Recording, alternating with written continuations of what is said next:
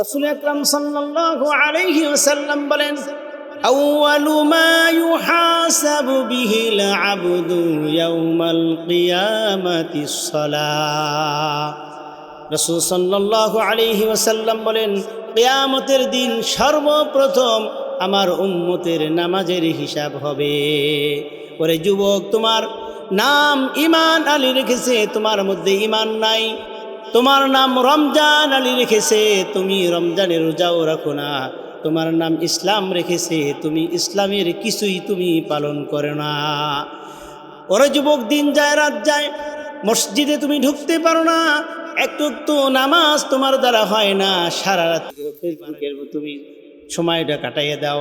মুয়াজ্জিন যখন আসসালাতু খায়রুম মিনান নাওম বলে, তখন তুমি বালিশের নিচে মোবাইলটা রেখে তুমি ঘুমিয়ে যাও।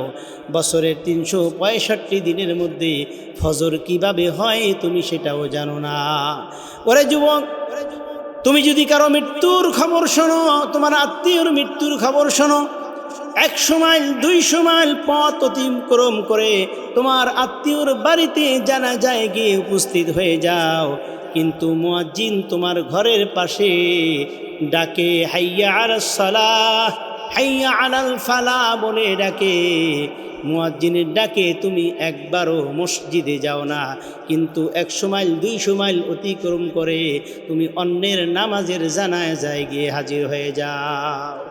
ওই যুবক, এমন একদিন আসবে, তুমি লিখে রাখো, এমন একদিন অবশ্যই আসবে, তুমি মসজিদে যদিও না যাও কিন্তু মসজিদের পালকি তোমার বাড়িতে চলে আসবে।